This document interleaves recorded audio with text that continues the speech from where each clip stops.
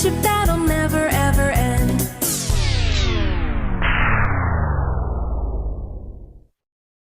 Run!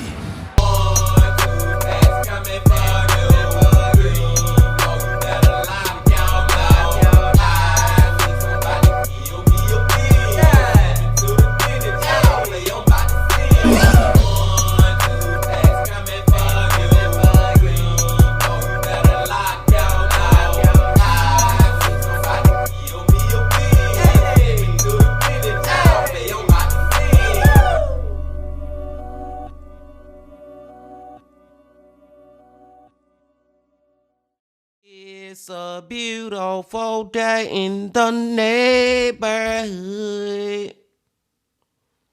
Reaction video 548. In that neighborhood, my brothers and sisters. We're about to go back to a channel that we ain't been to in a while, y'all. And I seen this video pop up on my recommended earlier when I got home, and I was like, oh yeah, me and the Bean team, we gotta check this one out. And that man channel that I'm talking about is Kyle from Dire Trip. Back to Dire Trip, y'all. Hope y'all doing excelente out there today. And I'm glad that you came on back to the channel once again. It's Fuck with the Bean. And the title of the video is The Unhinged Crimes of Waffle House. Now, I know a lot of y'all out there is like me that have seen those clips on either YouTube, Facebook, X, TikTok, of people flipping the freak out in Waffle House. You know what I'm saying? They either fighting in Waffle House, or it's a customer who peed off about her eggs or his eggs being a little too burnt, so now they tearing the whole goddamn store up. You know what I'm saying, man? And it's just so funny because a lot of those clips be in Waffle House. So ain't no telling what the hell kind of stores Kyle finna tell us, y'all. You know the stores he gonna tell us gonna really be unhinged. Capital freaking letters.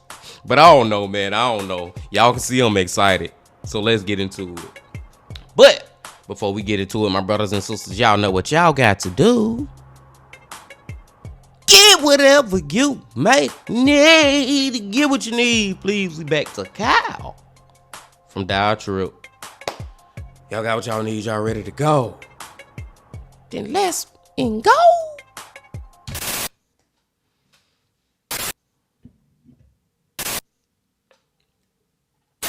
Out of all of the restaurant chains within the United States and abroad, it goes without saying that the Waffle House has one of the worst reputations of any of them. The idea that the Waffle House tends to be the scene of many crimes is actually a meme in itself. Yep. But is there any truth to these memes? Well, yes, there is. Yep. Get whatever you may need. So far on this channel, I've talked about crimes revolving around McDonald's miscreants and Chuck E. Cheese drunkards, but there's one popular topic that I neglected to cover: Waffle House. When talking about those other places, people in the comment section overwhelmingly wanted a video on this topic. That's pretty understandable, as Waffle House has kinda gotten the reputation as being one of the scummy, seediest restaurant chains throughout the United States. It wasn't always this way, but after many major headlining crimes over the past few years, it's gotten that reputation. Personally, I haven't actually eaten at Waffle House before.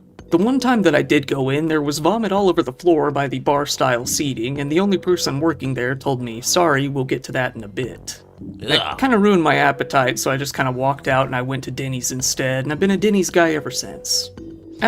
If that's a true story, and I have no reason to believe that Kyle is lying to us, but what the fuck? I probably never go back to Waffle House either. But I'm just saying, from my situation, y'all, I used to go to Waffle House pretty moderately, you know what I'm saying, a couple of years ago. You know, I was a Waffle House guy, but like the last 2, 3, maybe 4 years, I don't think I have ate Waffle House, seriously, y'all, since at least like 2020. I doubt I have even ate Waffle House.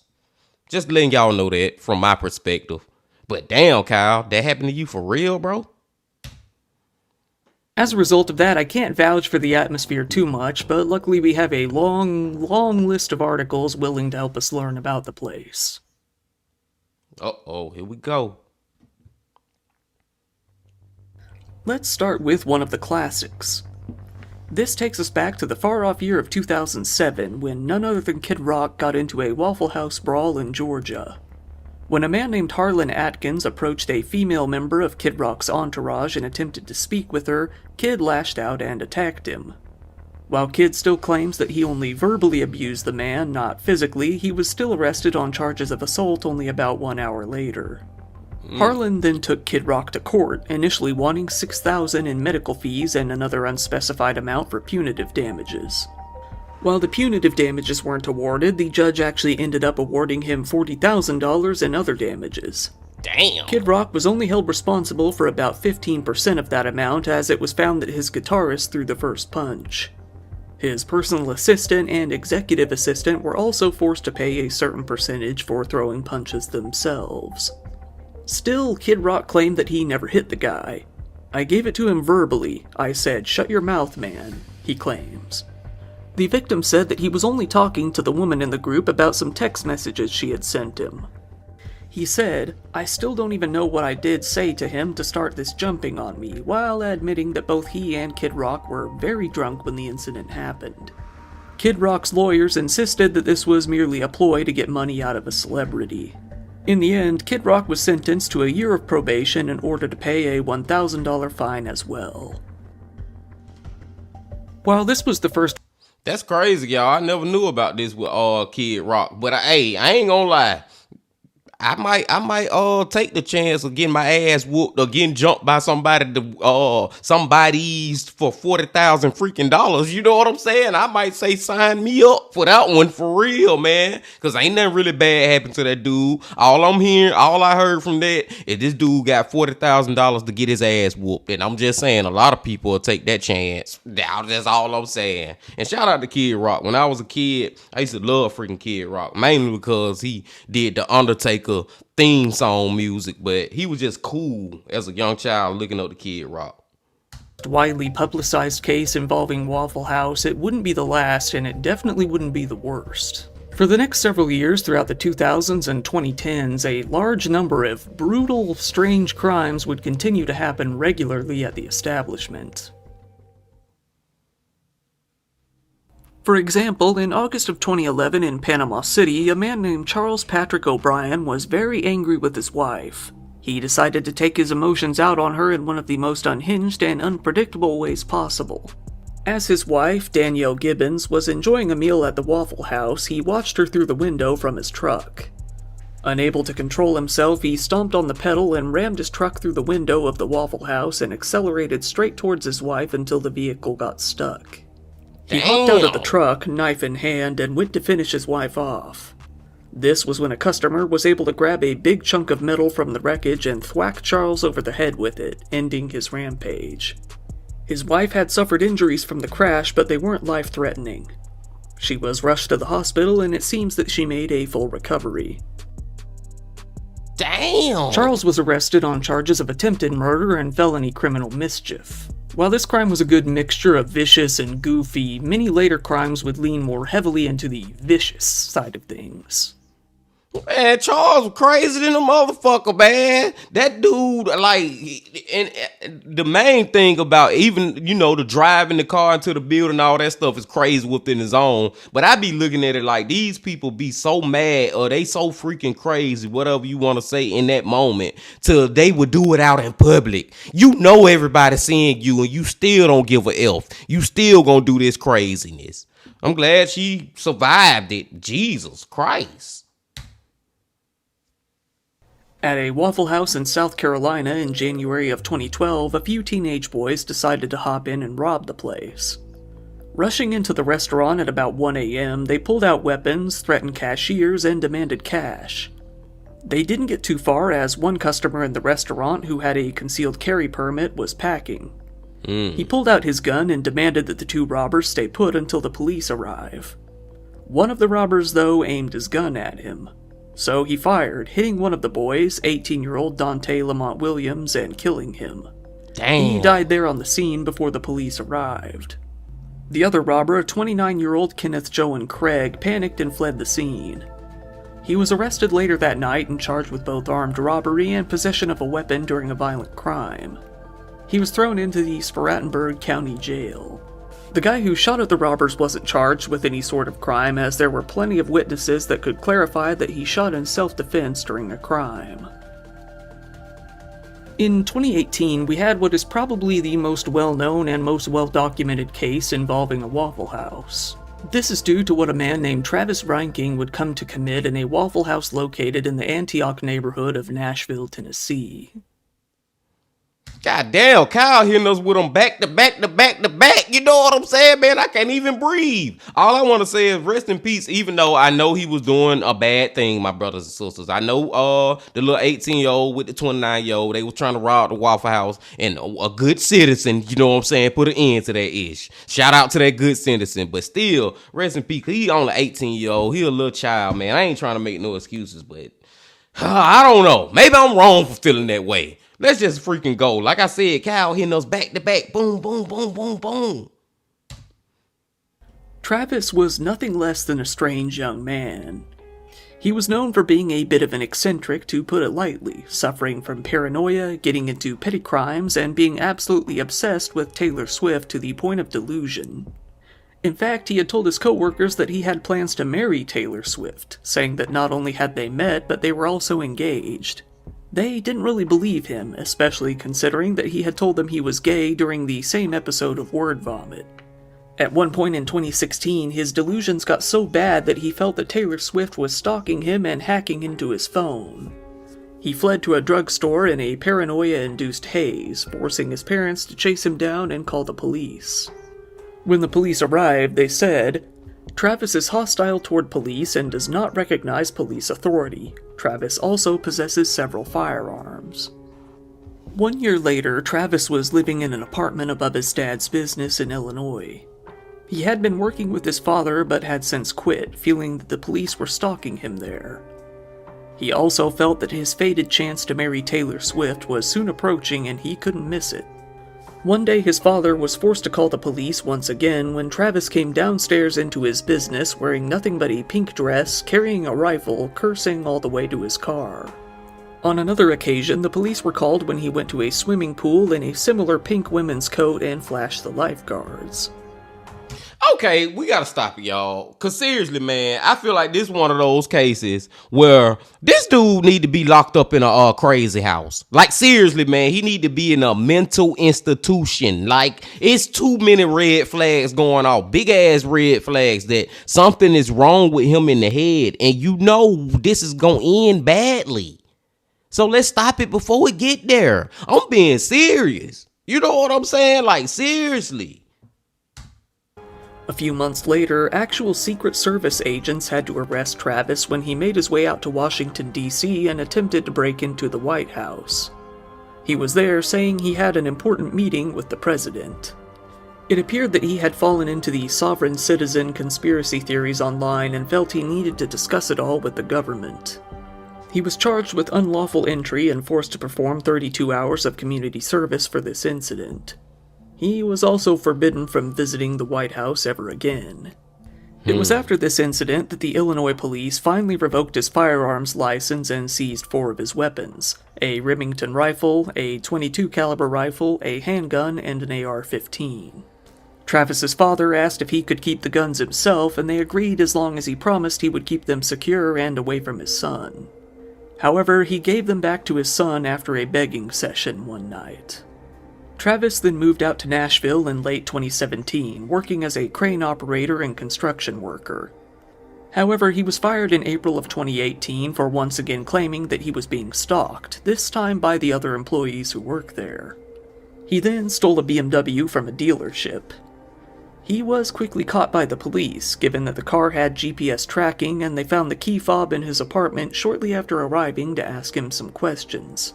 Wow. Travis had hit rock bottom. Just a few days after being fired, he hopped into his truck completely naked aside from a jacket, holding his AR-15.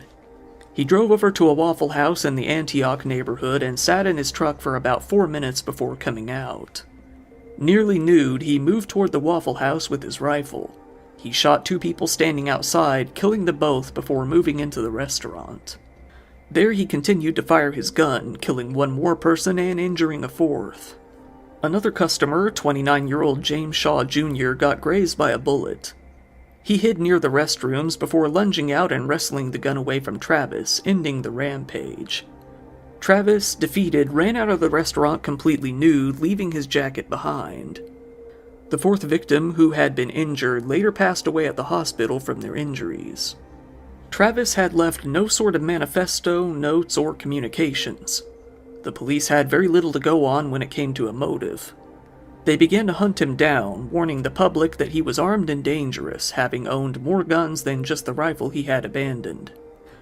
And I remember this story now, y'all. I wanted to say it from the very beginning, like, as soon as I seen one of the specific pictures of Travis, like, I'm like, man, I've seen this guy before. I've seen this picture before. And it has been a long time. I don't know who channel it was on, but I remember this story, especially when we got to the part about the actual shooting. That's when it really, like, okay, yeah, I know about this. And it's still just so crazy. It's like, man, this dude, all the warning signs was there. I'm talking about big ass highlighted. You know what I'm saying? Like in the sky, like the Batman sign, like send him to the crazy house for the whole world to see. The whole world can see this Batman sign that ain't got the logo of Batman, but it got send Travis to the crazy house. You know what I'm saying? And it still got ignored. Rest in peace to all them people he killed, man. The Tennessee Bureau of Investigation added him to their list of most wanted criminals and offered a hefty reward for his arrest. Travis was tracked down and captured the next day after he was seen entering the woods near the Waffle House. He was carrying a backpack with his handgun and some more ammo. He was charged with 4 counts of criminal homicide, 4 counts of attempted homicide, and 1 count of having a firearm while committing a dangerous felony. He was given a mental exam and found to have severe schizophrenia. He was deemed incompetent to stand trial and sent to a mental hospital for treatment. By October, though, he was deemed competent to stand trial once and for all. He was facing life in prison without parole. When the trial came in 2022, he pled not guilty to 16 counts of murder and assault with a deadly weapon.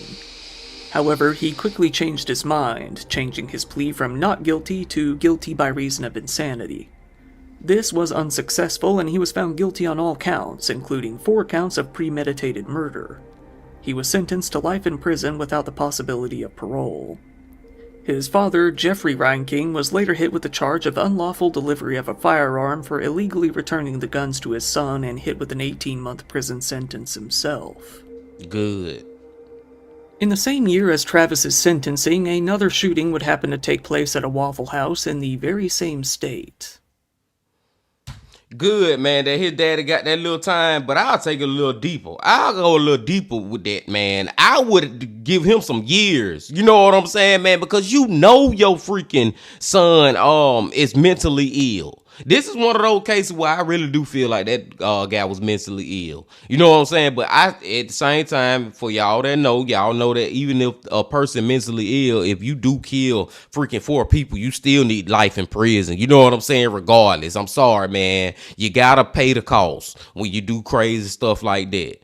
And people's lives are lost. Seriously. So regardless of your mentally ill or not, it don't freaking matter. But all I'm saying is that his damn daddy knew there was something wrong with him. I feel like his dad and them should have been had him in goddamn the crazy house a long time ago. And when I'm saying crazy house, y'all, I'm not even trying to be funny, man. Should I be just using the verbiage of mental institution? You know what I'm saying, man? Y'all get what I'm saying, and y'all know who I am and how I am and how I am and how I is, and I talk crazy. But seriously, man. He like this could have been avoided. Long story short, short story long. But I do remember that story from somebody. Can't remember who it was. If y'all remember that story from somebody else, please let me know down in the comment section so it will help refresh my memory. For some reason, right now, I think it was from the Coffee Man, Adrian from Coffee House Crime. But I don't know.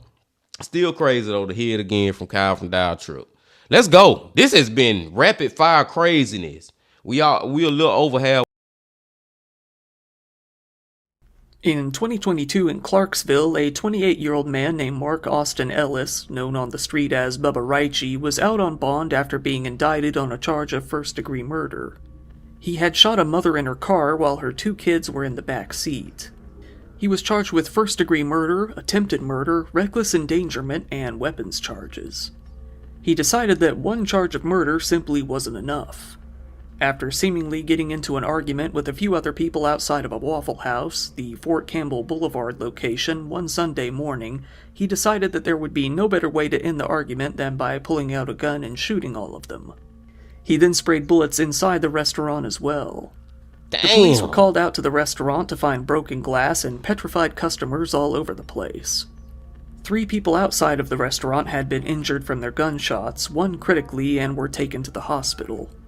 Several other people inside were hurt by the shattered glass. Local residents, when interviewed by the media, expressed that they weren't at all surprised. After all, crime had been escalating for years, and nothing really shocked them anymore. One woman said, "It wasn't really shocking to me, just more upsetting. I think it's just really scary, and it makes me nervous as a parent, and it seems to be that crime is getting worse in Clarksville. I've lived here for 7 years, and it just seems like there's escalating violence in this town." Others, while not really shocked at the violence, found the choice of location to be odd. At the Waffle House? You got me don't want to go eat no more. It wasn't long before the police tracked down Bubba Raichi. Getting an arrest warrant, they took him in and found that he had a firearm on his person, despite being a felon, along with a felony amount of narcotics. Now he's facing an additional 2 charges of being a felon in possession of a firearm, along with possession for resale, simple possession/casual exchange, and unlawful drug paraphernalia.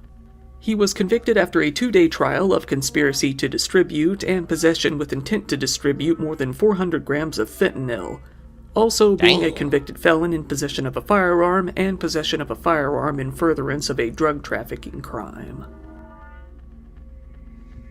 Things would go quiet for a Damn, man. See, this dude is the definition of unhinged. And he also the definition or the reason why I be saying, man, you shouldn't be letting these criminals back out anyway. Because look what he did when he got back out. You know what I'm saying? He did even more craziness. Like him getting charged and being, you know what I'm saying, under investigation or whatever I'm trying to say for the first crimes he did not deter him for going right back out there and doing the most craziest ish. He knew as a felon he shouldn't have a gun. He knew as a felon he shouldn't goddamn be having these drugs and stuff, but he went back and did the same thing. I don't know, at the same time it's a slippery slope though, because I don't know, y'all. It's like some of these people, I'm not saying all these people just gonna get back out and do the same thing, but a lot of them do.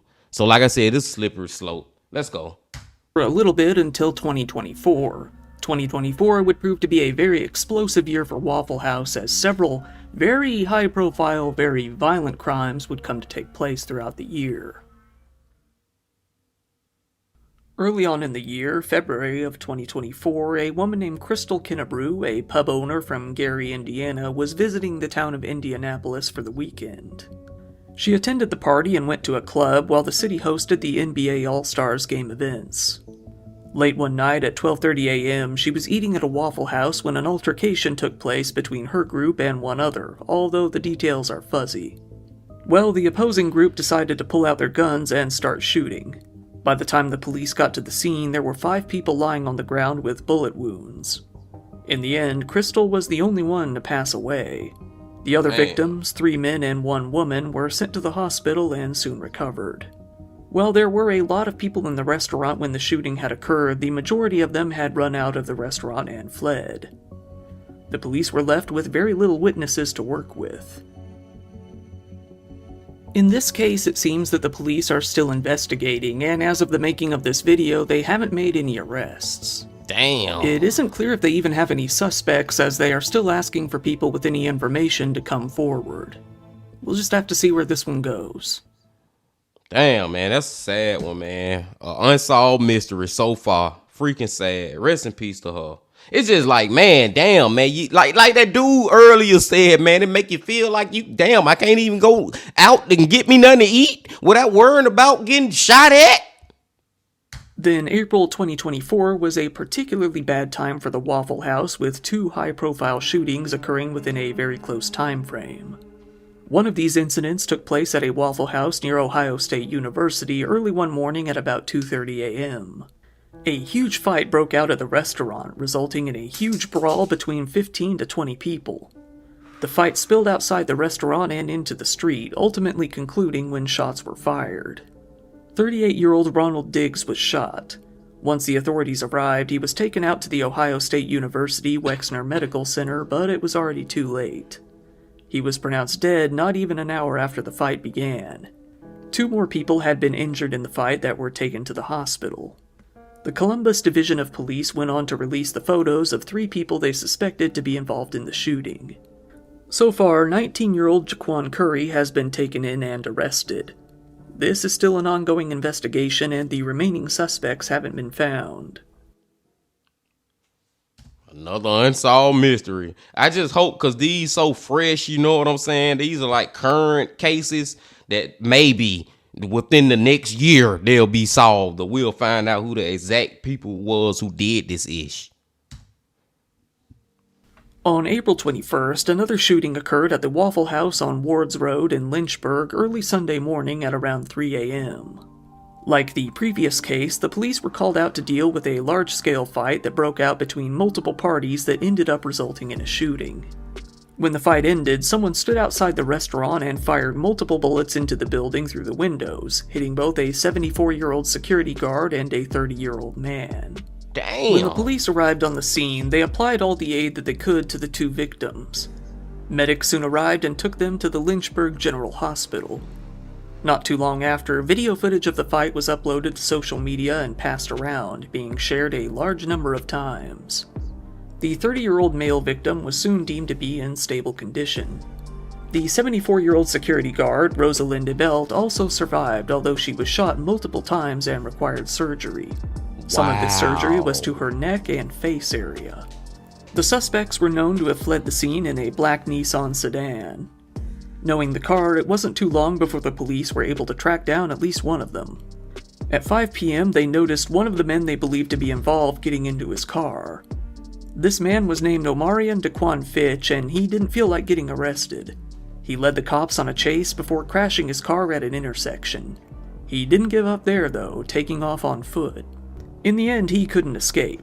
He was caught and hit with a whole load of charges: aggravated malicious wounding, reckless handling of a firearm, shooting into an occupied building, property damage, use of a firearm during the commission of a felony, possession of a firearm by a convicted felon, and discharging a firearm within the city limit.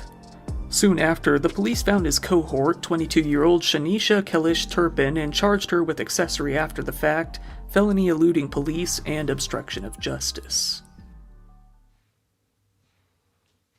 When it all comes down to it, there really isn't anything about Waffle House itself that leads itself to be such a breeding ground for these incidents aside from one thing. They tend to be open all night and during any situation, even hurricanes, and they're pretty cheap. That means that when the bars close and people have nowhere else to go, they tend to flock to these places in order to sober up. Yep, I think that's the leading cause of why this stuff be happening at Waffle House. The fact that where I live, majority of the Waffle Houses are 24/7. You know what I'm saying? I'm talking about on Christmas, Thanksgiving. It can be goddamn 4 in the morning, Waffle House open. 4 in the afternoon, Waffle House open. 4th of July, Valentine's Day. Well, of course it's open on Valentine's Day, but y'all get what I'm saying, man. And the times, like, where I live, like around, let's say 2, 3 in the morning on a Saturday or a Friday night, when all the other restaurants close and you got all these clubs that just now ending, and now you got all these crazy, drunk, hungry motherfuckers pulling up at the Waffle House, it could end bad. That's all I'm gonna say. Having that many drunk people in one place is just a recipe for disaster on its own. Yes. This is only made worse by the fact that the more criminal types crawling the streets at night also have nowhere else to hang out, leading to them showing up as well. You could really replace the Waffle House with any other restaurant, and the end result would be pretty much the same if you cultivated this sort of environment. While searching for Waffle House crimes, the results are practically endless. It's likely that you can even find a crime that has occurred within just days or even hours of your search. Damn.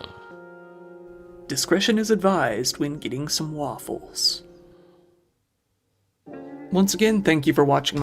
Like, seriously, man, I really do think, y'all, I really do freaking think that's one of the main reasons why crazy-ish happen at Waffle House so much. Just the fact at the time that they be open, man. And like I said, man, and I don't know if Waffle House do this on purpose where y'all live, but it seems where I live that they do this on purpose. Because now I'm really thinking about it. Like, the locations of the Waffle House where I live, they always conveniently like right by clubs. You know what I'm saying? Not too far away from a club. It's like where I live too. Crystals. I don't know how many of y'all out there have heard of Crystals, but Crystals is a fast food restaurant that is open all night. You know what I'm saying? 24 hours a day. And a lot of them are right by the freaking clubs where I live. And Crystals, for y'all that don't know, is basically a White Castle from where y'all at. It's pretty much the same damn thing. But it's like, yeah, I really do think that's one of the main reasons that a lot of this crazy ish happened.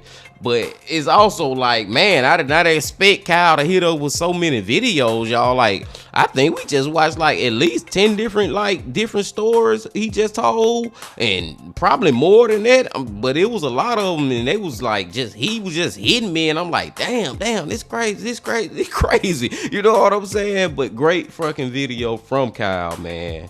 Freaking Waffle House, man. Like I said, I ain't been in years. They good though. I'm not gonna say Waffle House nasty. I'll never be like, oh no, Waffle House is terrible food. I wouldn't say that, but you better be careful when you go there. You better go there at the freaking right time of the day. Long story short, short story long.